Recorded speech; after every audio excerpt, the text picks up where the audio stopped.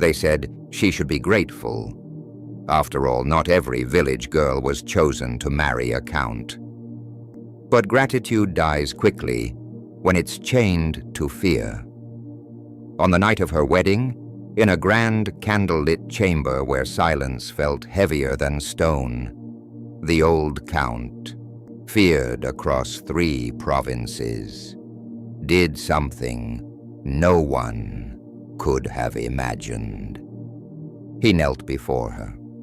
That single moment would shatter every secret buried in his castle and uncover a truth that would rewrite both their lives in ways neither power nor money could control. Before we begin this unbelievable true story of love, revenge, and redemption in 18th century Europe, make sure to subscribe to our channel, where forgotten lives and hidden histories are brought back to light, one story at a time. The year was 1768, in the borderlands between Austria and Bohemia, a region where titles were older than the stones they ruled over. The villagers of Morven whispered the same story that summer. Count Viktor Albrecht, the widowed lord of the Albrecht estate, had taken a new bride. She was barely 19, the daughter of a bankrupt merchant. Her name was Elena Varga, and she had eyes like the evening rain, soft and uncertain. No one knew how the match had been arranged. Her father, desperate to save his family's crumbling name, had accepted the count's offer with trembling gratitude. To him it was salvation. To Elena, it was a sentence. The count was a man twice her age, known for his iron rule and his colder heart. Servants said he rarely smiled. Soldiers said he never forgave. When the wedding day arrived, the sky itself seemed unwilling. The clouds hung low, and thunder rolled like a warning. Elena stood in a dress of ivory lace, her face hidden behind a veil that felt more like a shroud. Her hands shook when the priest asked her to vow obedience, but she spoke the words anyway. She did not dare to look at the man beside her. The ceremony was followed by a feast so lavish it mocked the silence between them. Guests toasted, musicians played, and the count's smile, that thin, disciplined smile, never reached his eyes. As the candles burned low and the crowd faded, the young bride was led to her chamber in the northern wing of the castle, a place where portraits of dead Albrechts lined the walls, their painted stairs seeming to judge her intrusion. When he entered the room, she froze. She expected cruelty, perhaps indifference, but not what came next. The count walked toward her slowly, stopped just a few feet away, and lowered himself to his knees. For a moment, Elena thought she had misseen it. A man of his stature kneeling before a girl like her. It was unthinkable. Then he whispered, "I'm sorry." The words struck harder than any command. He looked up, his eyes sharp but wet, the eyes of a man haunted by something he could not undo. "You were not meant to be here," he said. "I asked for your hand only to save you." Elena's heart pounded. Save me? From what? The count rose to his feet, turned toward the window, and said nothing. The silence stretched, and for the first time, she saw his age not as years, but as burden, the kind that made even victory feel like punishment. The following days were stranger still. The count treated her with a courtesy that bordered on distance. He did not touch her, did not summon her to dine with him, yet sent her gifts. Books, letters, rare perfumes. Servants whispered that their marriage was not consummated, that she lived more as a guest than a wife. And yet, there was kindness. Every evening, a small bouquet of violets was left outside at her door, her favorite flower, though she had never spoken of it. Once, she caught him watching her in the library, his hand resting on a book she had just read. When their eyes met, he looked away, like a man remembering a ghost. But the castle itself was not kind. The Count's sister, Lady Katerina, ruled the household with silent contempt. She spoke to Elena only when necessary, her tone sharp as frost. "Do not mistake his restraint for affection," she once said coldly. "He buries guilt in gentleness. It does not mean he loves you." Guilt. The word clung to Elena's thoughts. What had he done, or lost, that weighed so heavily upon him? One night, restless from the unending questions, she left her chamber and wandered through the dim corridors of the castle. The walls seemed to whisper with history, family crests, torn banners, portraits of men who looked too much like the Count. Then she came to a locked door at the end of the hall. A faint scent of violets drifted from beneath it. Her breath caught. The keyhole was cold against her fingers. She peered through, but all she could see was a shimmer of candlelight and the corner of a painted frame. The next morning, she asked the maid about the room. The woman's face went pale. "That's the late Countess's chamber," she whispered. "It's been sealed since her death, 6 years ago." Elena froze. "His wife?" The maid nodded. "She died suddenly, my lady. They said she fell from the tower." But as the maid turned away, Elena saw her cross herself, a gesture of fear, not reverence. That night when the Count came to her with another bouquet of violets, she looked at him differently. Beneath his calm face, she saw something trembling, regret, or perhaps dread. And as he set the flowers down, he whispered again, almost to himself, "You look so much like her." Elena's blood ran cold. Elena could not sleep that night. The Count's final words, "You look so much like her," echoed in her mind until dawn broke, pale and thin through the curtains. She had been in the castle less than a fortnight, yet already it felt as though invisible eyes watched her every step. The maids stopped talking when she entered the room. Servants whispered her name with unease, as if her presence disturbed the balance of something sacred or cursed by memory. She began to notice the smallest things: a portrait half covered by a drape in the hallway, a silver comb on her vanity she did not own, a ring engraved with initials not hers. The late Countess, Viktor's first wife, seemed to linger in every corner, and always, always, the scent of violets. At breakfast, the Count joined her for the first time since their wedding night.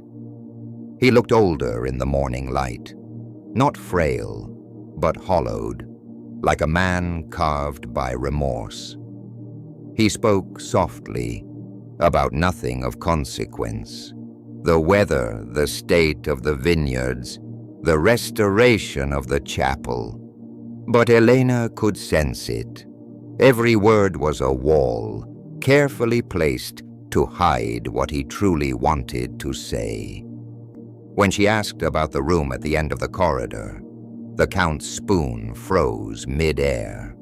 For a moment, he looked as though he'd forgotten how to breathe.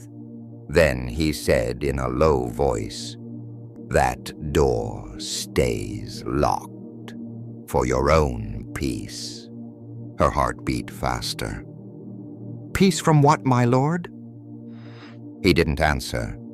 He only looked at her with eyes that begged her not to ask again. That afternoon, while the Count rode out to the nearby town, Elena sought answers elsewhere. She found Lady Katerina in the music room, playing a slow, dissonant melody on the harpsichord. The woman stopped when Elena entered, her expression unreadable. "I wish to know what happened to your brother's first wife," Elena said quietly. Katerina's hands lingered on the keys. "Do you?" she replied. "Most women would prefer not to." "Please." The older woman sighed. "Her name was Isolde. Beautiful, fierce, and far too proud. My brother loved her, or thought he did, but she loved her freedom more than she loved his title. When he forbade her from leaving the estate, she..." Katerina hesitated. "She fell." From the tower one night. Some say accident, others say despair. The truth lies buried with her. Elena's throat tightened. "You think he killed her?" Katerina looked up sharply. "Careful, my dear. The walls here have memories. They're loyal. To him, then, softer. You're not the first to ask that question." Later, as Elena walked the empty corridors, her thoughts were a storm. Was the Count's remorse a mask for guilt? Or something else? Something unspoken between two people torn apart by pride and grief. That evening she found him again in the library, standing by the fire. He looked tired, but when he saw her, his posture straightened. "You've been speaking to Katerina," he said quietly. Elena did not deny it. "I needed to understand. I can't live among ghosts." He nodded slowly, eyes flickering toward the flames. "Nor can I." After a pause, he gestured toward a small, leather-bound journal on the table. "It was hers," he said. "I kept it because it's the only part of her I could not bury." Elena hesitated, then opened the journal. The pages were filled with delicate handwriting, intimate and confessional. She read fragments. "He does not see me anymore. The walls close in. The violets wither faster each day." But near the end, one line stood out, a final entry dated 2 days before her death. "If he cannot love me as I am, then I will make him remember what he destroyed." Elena looked up at Viktor, her voice trembling.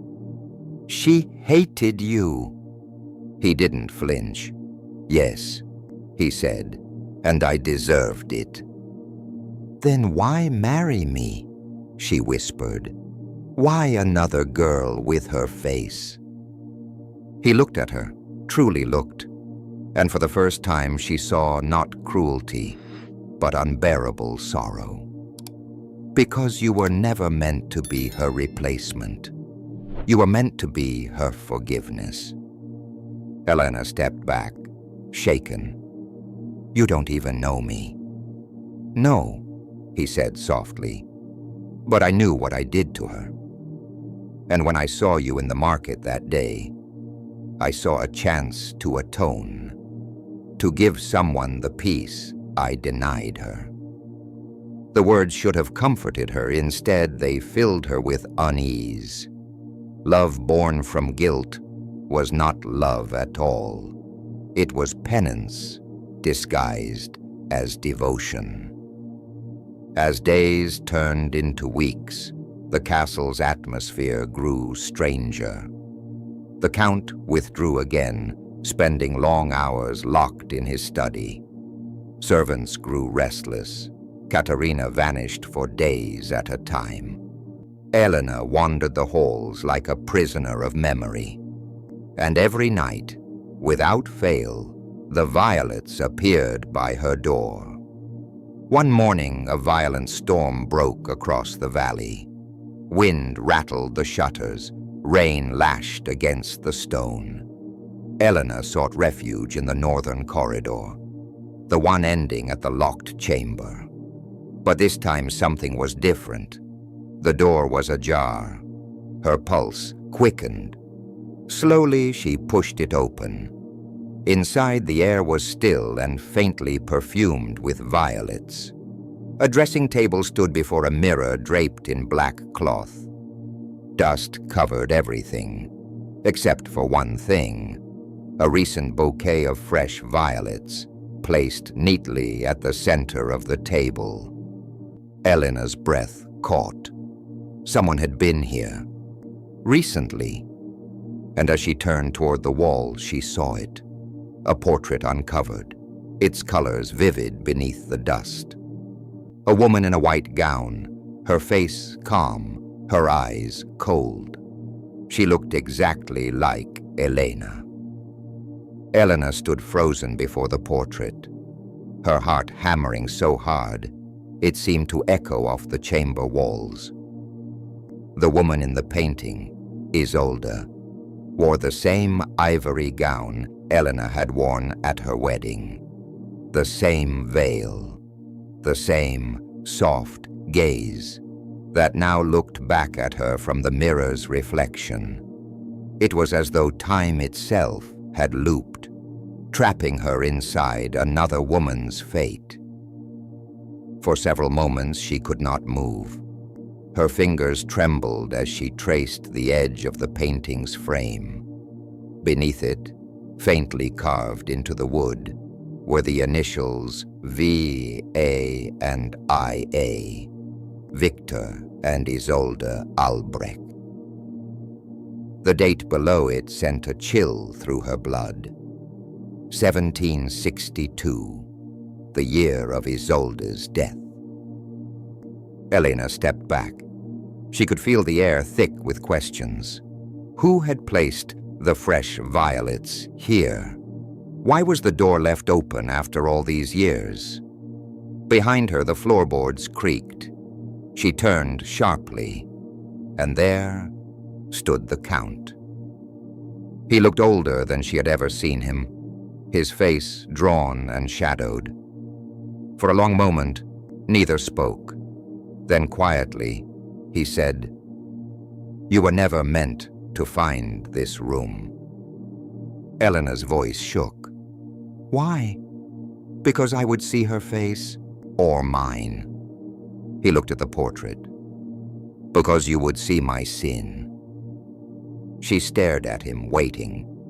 The storm outside cracked the sky with thunder, and his words began to spill out, slowly, painfully. "She was not what people think she was," he said. "Isolde came from nobility, proud and brilliant. But she hated confinement. She despised these walls, this title, this name. And he swallowed hard. I was too proud to let her go. When she tried to leave, I had her watched, followed, cornered by my own men. The night she fell from the tower, it was after one of our fights. I never struck her, but I shouted, said things no man should say to his wife. She fled into the storm. They said she slipped, but I have never believed that." He paused, his voice breaking. "Because I was the one who drove her to that ledge." Elena listened in stunned silence. The weight of his confession pressed on her chest like stone. "So you married me," she whispered, "to ease your guilt." He nodded once. "I thought if I could love again, if I could protect someone who reminded me of her, maybe I could forgive myself. But instead, I've trapped you here too. I see it in your eyes every day." Her breath shook. "You don't love me, Viktor. You love what you destroyed." The Count turned away, his jaw tight. "You're right. I wanted redemption, not love. But that is no excuse for what I've done." For a long moment, there was only the sound of rain hammering the windows. Then Elena said softly, "Then let me go." He turned sharply. "Go?" "Yes. Release me. Let me live a life that isn't haunted by yours or hers." He looked at her, really looked at her, and she saw something crumble inside him. The man who had ruled armies, who had commanded obedience from all who knew him, suddenly looked small, human. "If I set you free," he said, "then I must face what's left behind." "Perhaps that's what you've been avoiding all along." He exhaled slowly and nodded. "Tomorrow morning, you'll leave for Vienna. I'll arrange your dowry, enough to start anew." Elena blinked back tears. It wasn't triumph she felt. It was relief, threaded with grief. Because despite everything, she pitied him. He was a man imprisoned not by stone, but by memory. That night, she could not sleep. She packed what little she owned, wrote a letter of thanks to the Count, and slipped it beneath his door. But something, curiosity, perhaps compassion, pulled her one last time toward Isolde's chamber. The storm had quieted. The air smelled faintly of damp violets. Inside, she lit a candle and gazed once more at the portrait. This time, she noticed something she hadn't before: a folded parchment wedged behind the frame. Carefully, she pulled it free.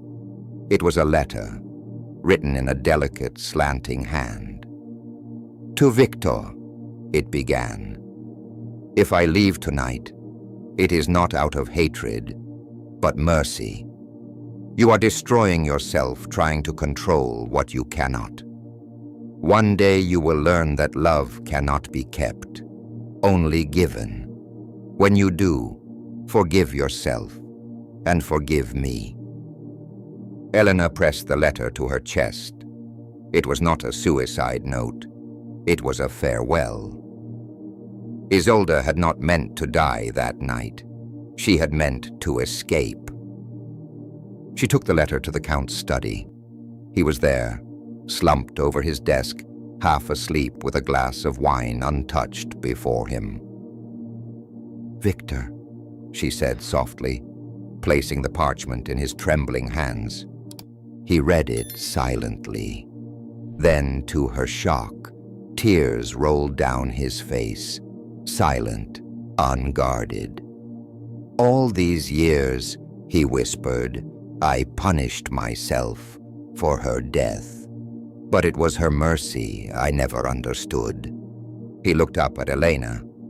"You've given me what I could not find in confession, nor in war: peace." She smiled faintly, her voice calm. "Then let that be your redemption." At dawn, as her carriage rolled away from the Albrecht estate, Elena glanced back one last time. The Count stood at the gates, hat in hand, the rising sun cutting his figure in gold. He didn't wave. He only bowed his head, a gesture of respect, of release. 2 years later, News reached her in Vienna. Count Viktor Albrecht had passed away quietly in his sleep. In his will, he left his entire fortune to fund an orphanage named the House of Violets. Elena visited it once. In the courtyard, beneath a carved stone arch, she found a small inscription: "To those we love and those we fail to love in time." She placed a single violet flower beneath it and whispered, "Now you can rest." Sometimes redemption doesn't come from punishing ourselves for the past, but from finally setting others free from it. Forgiveness, whether given or received, is the quietest form of courage. If this story moved you, subscribe to our channel for more untold true stories of love, loss, and the human heart. Stories history almost forgot, but that still echo through time.